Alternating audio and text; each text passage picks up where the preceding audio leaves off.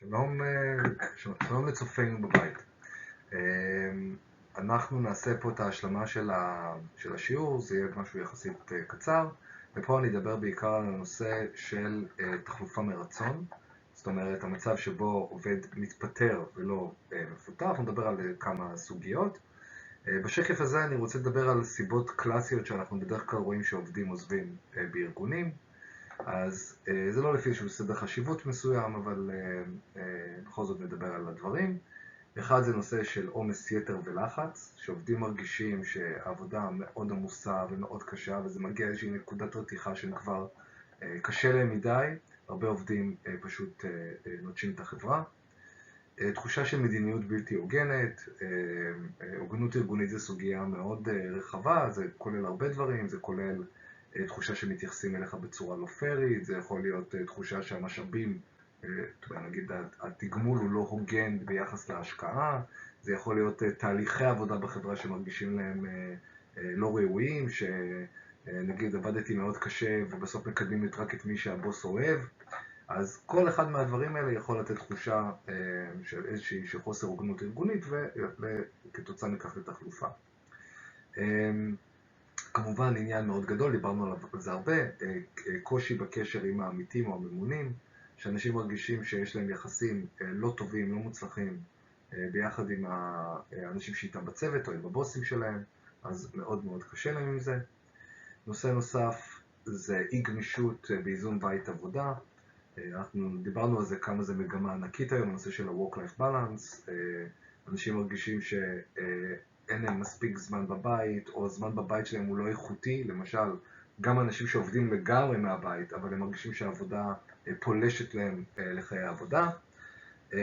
כמובן, אין מה לעשות, עדיין אנחנו לא עובדים בהתנדבות, אז שאנחנו מרגישים שאנחנו לא מתוגמלים מספיק על העבודה שלנו, גם זה יכול להביא נטישת מקום העבודה.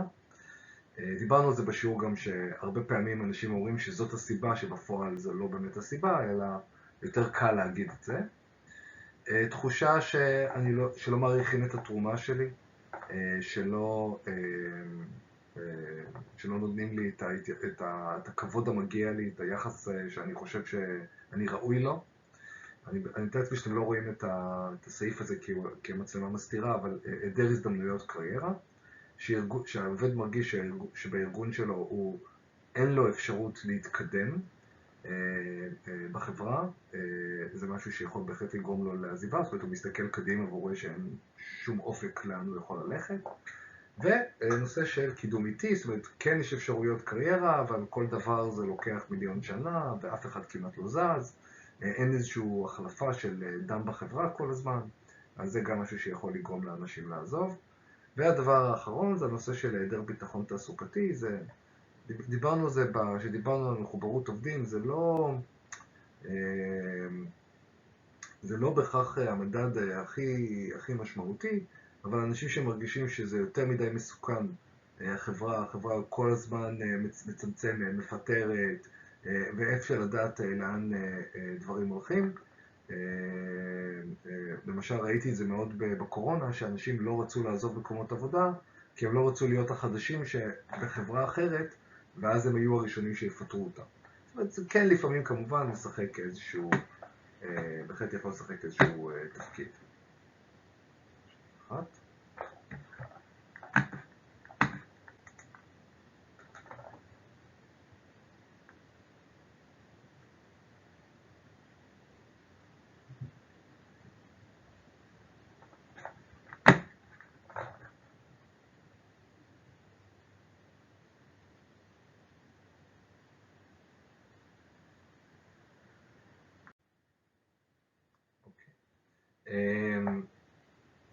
כמובן שצריך לקחת משהו בחשבון מאוד גדול שאנשים לא מבינים, זה כמה תחלופה היא דבר יקר.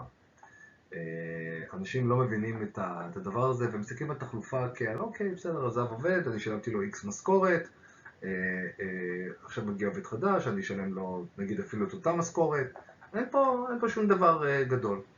אבל התחלופה היא מאוד מאוד מאוד מאוד יקרה. יש לה עלויות ישירות, כמו פרק זמן חופף עם המחליף, נגיד לפעמים יש חודש, חודשיים, שלושה, לפעמים באמת יש סיטואציות מאוד רחבות של פרק זמן חופף.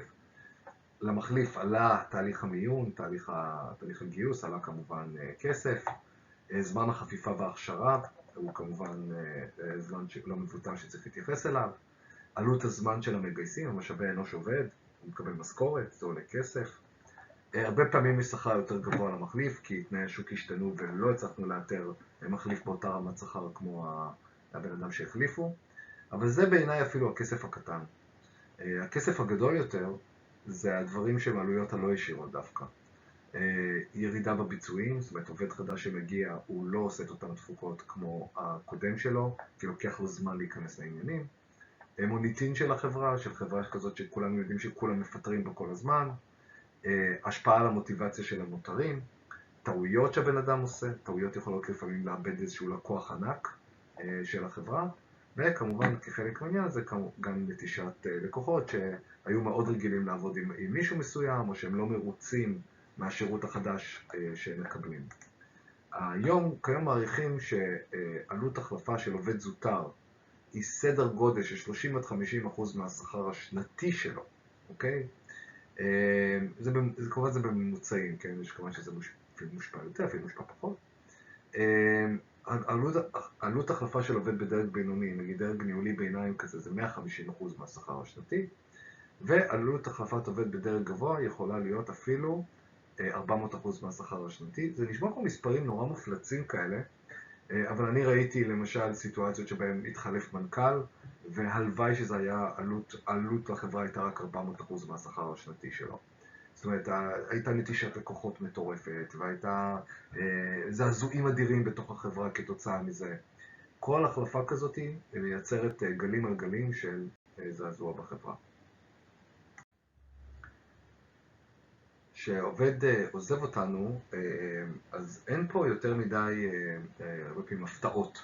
בסדר? זאת אומרת, אנשים לפעמים נורא מופתעים שעובד עוזב, אבל בדרך כלל יש סימנים מעידים על כך שעובד עומד לעזוב אותנו. אני אציג פה כמה דברים שאנחנו רואים אותם בדרך כלל בסיטואציות כאלה בארגון. אחד, אנחנו רואים איזשהו תהליך של כל הזמן ויכוחים במנהל הישיר. ויכוחים לא נגמרים שבאים וחוזרים ובאים וחוזרים וכל פעם מדברים ודנים על אותה סוגיה, על הפעם הזאת שהיה ככה וככה, איזשהו לופ כזה שעובד והמנהל לא יוצאים ממנו. זה יכול להיות איחורים, עובד שבדרך כלל היה מגיע בזמן, זה לא שיש לו איזושהי בעיה קבועה להגעה ואין איזושהי סיבה אובייקטיבית לכך שהוא מתחיל לאחר, ופתאום הוא מתחיל להגיע לעבודה מאוחר. זה באמת כי לעובד פשוט לא בא ללכת יותר לעבודה. אוקיי? וזה ממש ככה, וזה ממש אחד המדדים הכי גדולים שיודעים לנבא עזיבה. אותו דבר זה די דומה ניצול ימי מחלה, עובד שמתחיל לנצל יותר ימי מחלה.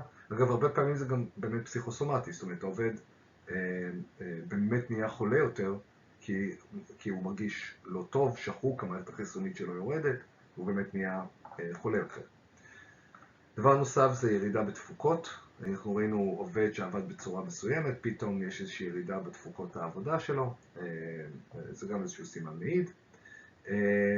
ביקורת גלויה על המנהל או ההנהלה, זאת אומרת שהעובד כל הזמן מתחיל ומדבר, ההנהלה פה, המנהל פה, הם דפוקים, הם לא בסדר, כל מיני דברים כאלה. גם זה בדרך כלל איזשהו סימן מעיד למרירות מאוד גבוהה וחוסר מחוברות לחברה. וחוסר מוטיבציה להיכנס לפרויקטים חדשים. העובד תמיד היה בהתלהבות לכל דבר, רצה להיכנס לפרויקטים, לעשות דברים, עניינים וזה. פתאום עכשיו שאומרים שיש פרויקט, כי הוא לא מרגיש כבר חלק מהדבר הזה. הוא לא רוצה להתחיל להיות יותר מחובר לדברים, כי הוא כבר רואה את עצמו בדרך החוצה. חשוב לזכור שפיטורי עובדים, גם דיברנו על זה בהקשר של תכנון כוח אדם, הוא לא יכול להיות תהליך אוטומטי, אוקיי? צריך לחשוב על אפשרויות לפני שאנחנו ישר רצים לפטר עובדים, בגלל כל עלויות התחלופה. אז הדבר בעיניי הכי נכון, אם זה על ענייני ביצועים, כן לעשות איזשהו תיאום ציפיות לפני שאנחנו מגיעים לשימוע, ולתת לעובד איזושהי הזדמנות חוזרת. אפשר, כן, לפעמים יש כל מיני פתרונות ביניים, שגם העובד היה מעדיף אותם. אני מכיר לא מעט סיטואציות שזה באמת קרה. לקצץ בשכר, להוריד אחוז משרה, אפילו להוציא לחל"ת לתקופה מסוימת. יש כל מיני אפשרויות כאלה. אפשר לתת אפשרות לפרישה מוקדמת. פרישה מוקדמת זה בעצם עובד שהוא נגיד סתם בן 60 ומשהו, עדיין לא מגיע לגיל פנסיה. הסיבה שהוא לא רוצה לצאת לפרישה כמובן זה שהוא לא יאבד את כל התנאים של העבודה. הארגון יכול לתת לו איזושהי השלמה על מנת שהוא יקבל את כל מה שהוא צריך בשביל זכויות הפנסיה שלו. וזה יכול להיות איזשהו תהליך של, בעיקר אני אזכיר פה שני מושגים, upskilling ו-reskilling. upskilling זה שבעצם העובד משדרג את העבודה שבה הוא עושה, זאת אומרת, משדרג את המיומנויות שלו, לומד לעשות משהו יותר מתוחכם, ואז המשרה שלו, המקורית אומנם התייתרה, אבל המשרה החדשה הוא עדיין נדרש.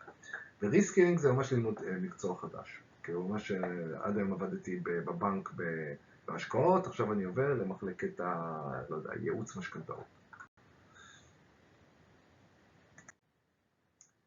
כמובן שאם אין ברירה ואנחנו נפרדים בכל זאת מעובדים, לעשות את זה בצורה הכי מכבדת שאפשר, באופן הכי רגיש שאפשר, לעשות כל מה שביכולתנו שהשיחה הזאת לא תבוא בהפתעה.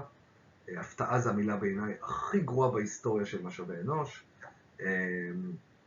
עובד שהוא מופתע מזה שהוא קיבל זימון לשימוע, בטוח המנהל שלו אותה איפשהו בדרך. נכון, אחת לכמה זמן יש עובד שחי בסרט וזה, אבל בגדול, שיחה בהפתעה היא בדרך כלל סימן מאוד מאוד מאוד גרוע. הרבה ארגונים נותנים כל מיני שירותים, ממש מעסיקים אנשים שעוזרים לאנשים, או משאבי אנוש בצורה מקומית עוזר לאנשים למצוא עבודה חדשה, עושים להם אימון לרעיונות עבודה, מלמדים אותם לכתוב קורות חיים. זה שעובד סיים את העבודה, זה לא אומר שאנחנו צריכים לזרוק אותו קיבינימט. אפשר בהחלט עדיין להיות מאוד בני אדם, אנשים גם מאוד זוכרים את זה לטובה בתהליך הזה, ולתת להם כמה שיותר מידע על סיום העסקה, על זכויות שלהם, מה קורה עם הקרן השתלמות שלהם, מה קורה עם הקרן פנסיה שלהם, מה קורה עם הפיצויים שלהם, איך הם חותמים אבטלה, מה שזה לא יהיה. בחלק האחרון אני רוצה רק לדבר קצת על כל מיני דברים שפחות אולי הזכרנו וכן נראה לי ששווים להזכיר לגבי מה בכל זאת גורם לכך שעובדים יישארו יותר זמן. אז אני אזכיר כמה דברים. אחד זה נושא של מיון מדויק. ככל שאנחנו ממיינים אנשים בצורה נכונה יותר לעבודה, בתחילת דרכם זה כבר יצבע את כל התהליך מולם. מקומות שבהם אנחנו נדע לשים את האיש הנכון במקום הנכון, פחות נייצר תסכול וחוסר התאמה, וככה העובד יוכל באמת להישאר לאורך זמן בחברה. ופה אני גם אזכיר, דיברנו על זה בהקשר של גיוס, זה לא רק להתאים בין המועמד לתפקיד, זה גם צריך להתאים בין המועמד לתפקיד לארגון. זאת אומרת שהוא גם הבן אדם, יכול להיות שהבן אדם הוא הכי מקצועי בעולם, והוא בעצמו מאוד איכותי, אבל הוא לא מתאים ל-DNA ארגוני. מאוד צריך לזכור מה ה-DNA ארגוני. ארגון שהוא יותר רגיש, יותר, לא יודע, צבאי באופי שלו. צריך לראות שהאנשים מתאימים לו.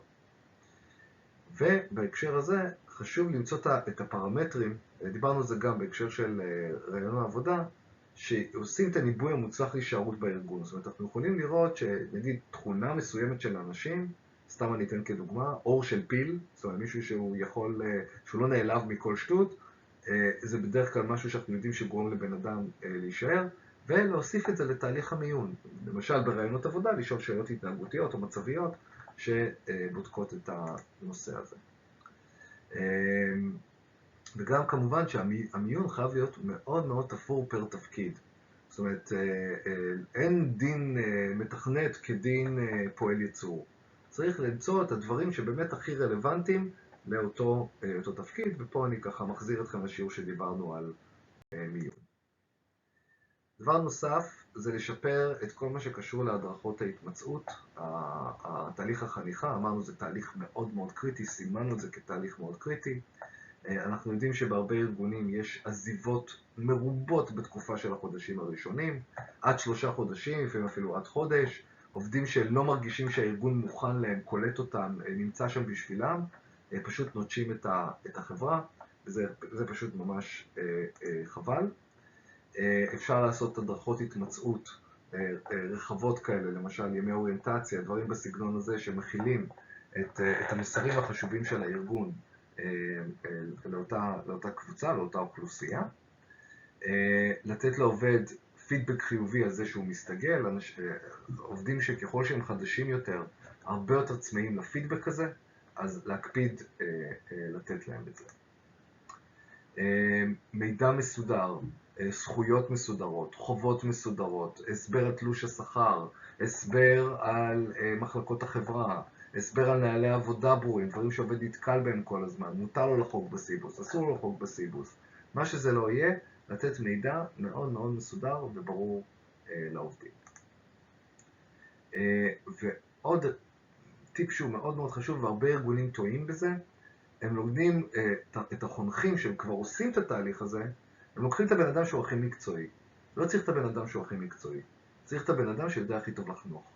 מישהו שמשדר את ערכי הארגון, מישהו שבא ואומר שלא מטנף על החברה, ושיודע להעביר מסרים של מחויבות לארגון, מחוברות לארגון, ולא לקחת מישהו שכאילו, אוקיי, אולי הוא הכי מקצוען, אבל הוא מטנף על החברה בכל הזדמנות שרק יש לו. נושא נוסף, הזכרנו אותו, האמת היא כן די הרבה פעמים, איזון בית קריירה. היום אנחנו רואים הרבה תופעות בשנים האחרונות של סביבת העבודה היא מאוד, מה שנקרא, כלוב זהב. לכו לחברת הייטק, יש לכם חלקן כמובן, לא לכולם, אבל יש שם כל מה שעובד צריך, העיקר שלא ילך הביתה, האוכל שם יותר טוב מהאוכל שיש לו בבית, אם הוא צריך מספרה, יש לו מספרה, אם הוא צריך לק ג'ל, יש לו לק ג'ל, אם הוא צריך שירותי כביסה לפעמים, יש לו הכל, אוקיי? רק תישאר.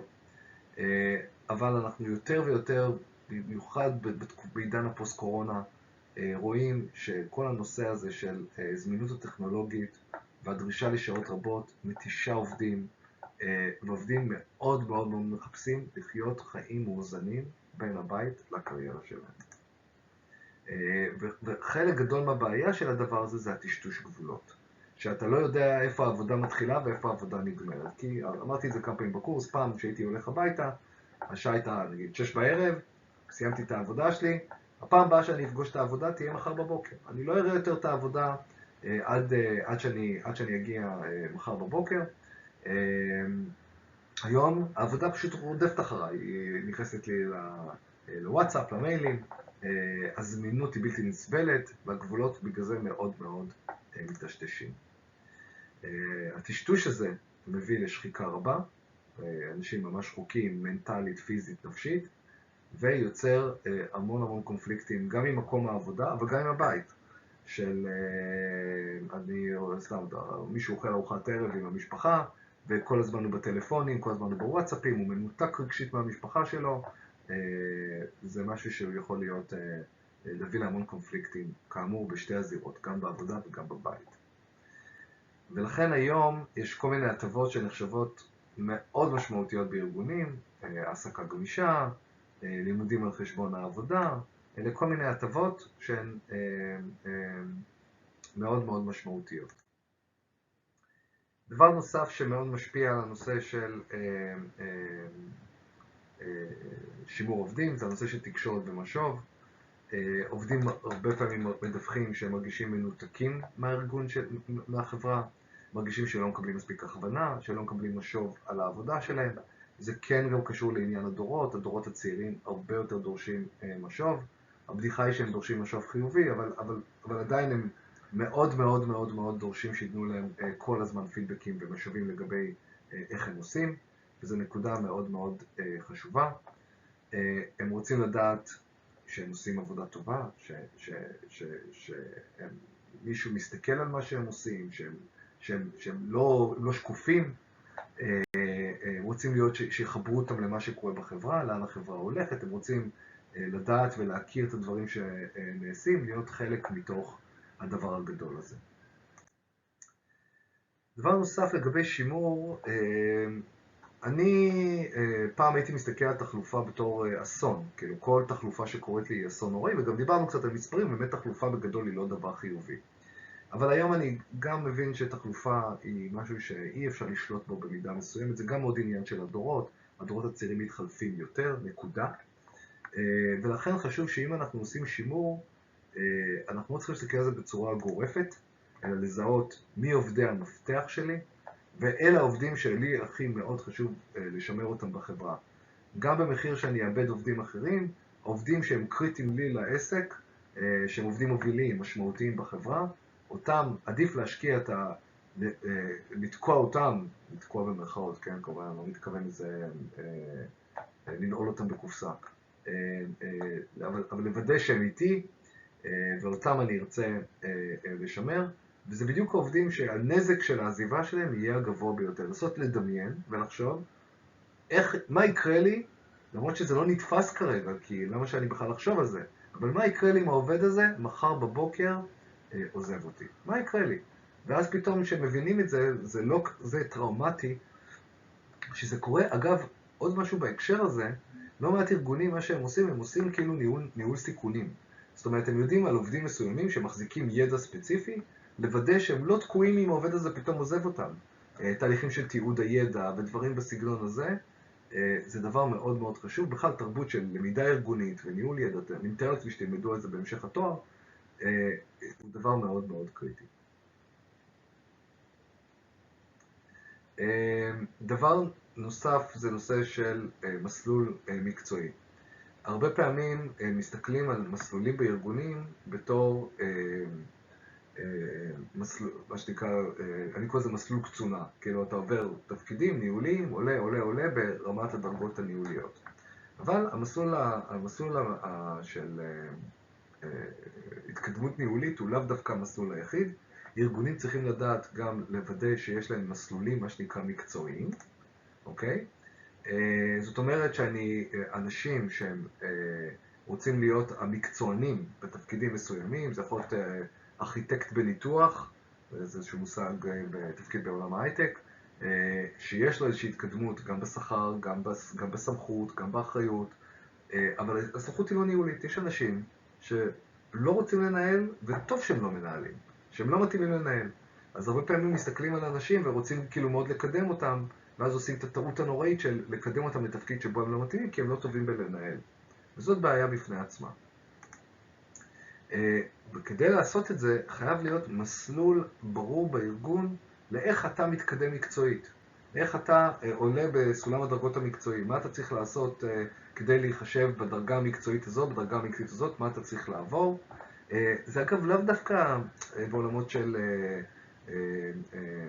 של הייטק או משהו בסגנון הזה, זה יכול להיות גם מאוד אפילו יודע להפעיל מלגזה כזאת, לעומת יודע להפעיל מלגזה כזאת. אוקיי? זה יכול להיות כל מיני סוגים של קידומים מקצועיים. דבר אחרון שאני אגיד לגבי הנושא של סיומי העסקה, שעובדים עוזבים אותי. עובד עזב, זו לפחות הזדמנות ללמוד משהו על החברה. למה זה קרה? אוקיי? ללמוד את הסיבות לעזיבה. ואיך אנחנו לומדים את הסיבות לעזיבה? אנחנו שואלים את העובדים. אנחנו מקיימים איתם רעיונות עזיבה. אנחנו שואלים אותם מה הסיבה שבגללם הם עזבו. אנחנו מסתכלים על הנתונים הזה רגע במכלול גדול, של איזה מגמה עולה לי כל הזמן. האם יש לנו בעיה במה? בקידום בחברה, באיזון בית עבודה, בנושא הניהולי אצלנו. איפה הבעיה שלנו בחברה? חשוב מאוד מאוד מכל דבר שקורה לנו, מכל תקלה שקורית לנו, ללמוד ממנה. אוקיי? זה יכול להציף, כאמור, בעיות גדולות וחוזרות על עצמם בחברה. לצד זה, כדאי גם ללמוד, לא רק למה עובדים עוזבים, אלא גם למה עובדים נשארים. זאת אומרת, תיקח את העובדים שמרוצים ולשאול אותם, בסקרים, למה טוב לך? כאילו, מה עושה לך את זה בחברה? ואלה הדברים שגם אם כרגע עובדים, אנחנו צריכים ללמוד, לדעת איך לחזק אותם, כדי שעובדים יישארו. אז זהו, פה אני מסכם את הדברים. אני כן אגיד שתחלופה היא דבר שהוא, בגדול, כאמור, יש לו מחירים מאוד גבוהים, וצריך לדעת לנהל אותו. בסדר? זאת אומרת, צריך להיות מצב שאנחנו כן שולטים בדברים, אבל כמו שאומרת, מה שנקרא תפילת השלווה, תן לי את הכוח לשנות מה שאני יכול, לקבל מה שאני לא יכול לשנות, ואת החוכמה להבדיל בין שני הדברים, אותו דבר לגבי תחלופה. חלק גדול מתחלופה, כמנהלי משאבי אנוש, לא תצליחו לעצור. זה כוח טבע, זה מגמה שגם הדורות הצעירים יותר, באופי שלהם, הם נוטים יותר לתחלופה. לא צריך להיבהל מזה, צריך לטפל בתחלופה, בטח שהיא פתולוגית ובעייתית, ולטפל בה, ולהשלים עם חלק גדול מהתחלופה שהוא לא כזה. ולהבין שבסדר, וגם כשעובד עוזב, לא להיעלב מזה, לא לקחת את זה קשה. יש מיליון שיקולים לאנשים לעזוב עבודה, פשוט לעשות את הכי טוב שכן, עובדים ירצו להישאר, וכמובן, כמו שאמרתי, ללמוד מכל סיטואציה כזאת של תחלופה, להבין למה זה קורה לנו. פה נעצור את הדברים, שיהיה בהצלחה במבחן.